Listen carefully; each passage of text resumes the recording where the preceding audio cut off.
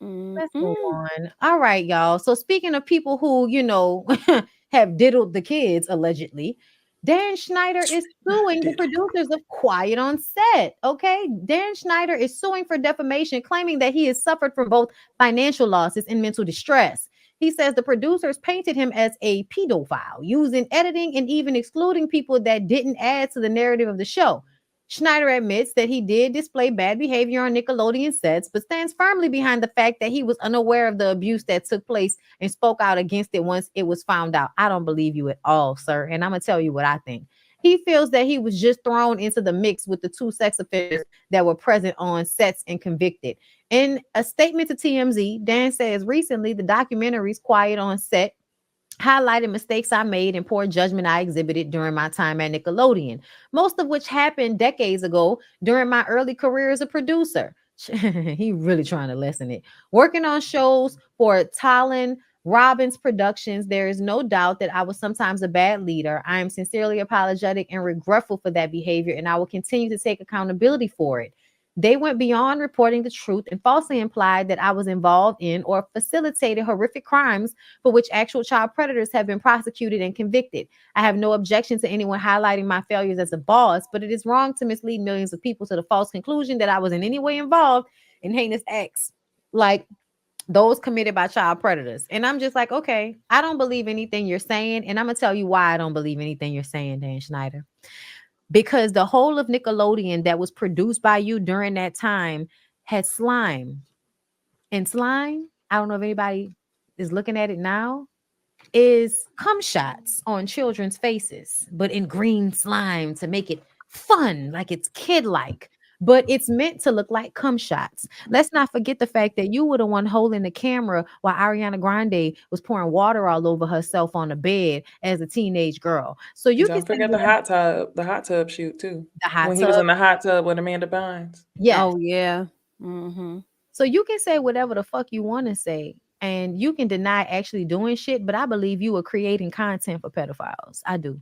I think Nickelodeon was full of secretly produced content that was geared towards the nasty ass men that like little girls or little boys that would be watching.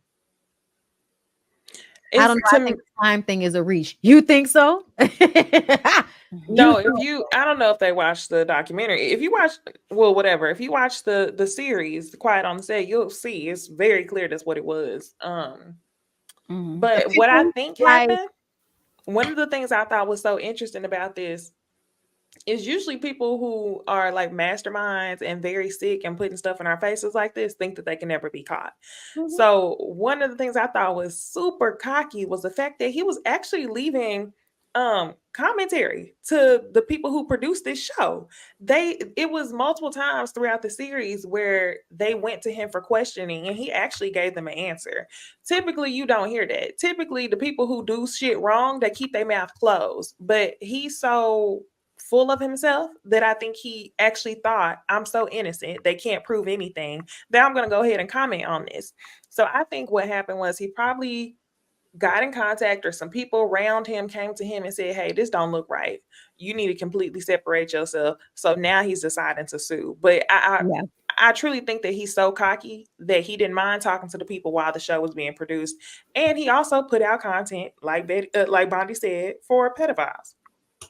Yeah, Definitely. I agree. I think that first sit down he had was for him to change the narrative or whatever about himself. And seeing that nothing changed, he feels like this lawsuit is supposed to do something. And it's not, because I think Bondi labeled a lot of stuff of what happened where things were insinuated and you created content likely for those individuals. Like, yeah, I don't see you winning this lawsuit at all. You're trying to protect your name, but it's not going to go nowhere. And then didn't he work closely with said man that Brian Peck. violated the other dude? Brian Peck, the one that was Yeah, walking around with the big tub of pickles with it for yeah, everybody. Yeah, he yeah. did. And then it was another one that was on set, right? That got access The to a other young one lady. was So so low down that maybe not, but I also don't think that it's a coincidence that that's the culture they created. You know, they will bring one into the door. How the fuck you get a job there? Y'all got all these pedophiles on set. And let's not even talk about how Brian Peck only did a few months and then got out and went to Disney. that's killing me softly Mm-hmm. to this day. He's still not in jail and still has friends in Hollywood that vouch for him and all of this shit. And I'm listen, I Did you do. see old boy from Boy Who Meets World basically reneging on what he said, Oh, yeah, feeling I didn't horrible? A know. few of them I did. didn't know what we were. Y'all wrote specific statements saying that he was pushed to it. A lot of y'all. So give me a fucking break. Y'all knew what he was being accused of. That reminds me of Mhm. Ashton Kutcher and his wife writing statements to help that dude Yes, from that who was 70s on the show not show. too long Mhm. ago.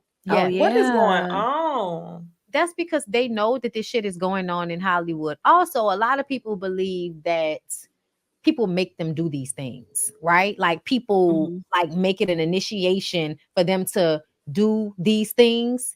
And that's why they say they're pushed to it because it's like, oh, somebody that's bigger is telling you that you need to do this, or they're gonna out you or put, whatever. But to me, at the end of the day, that's bullshit. If you out Mhm. here assaulting children, it's because it's in you to assault children.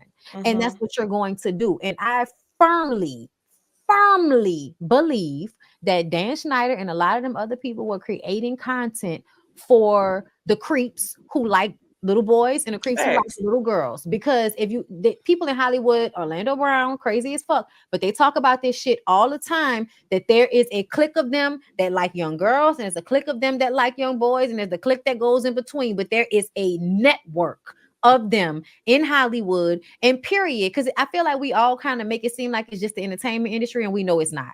We know it's people in sports. We know it's people that are the lawyers, that are the agents, that are the owners of the networks or whatever. Anybody that wants to be like that, there's a network, I feel like, all over the place for it, Mhm.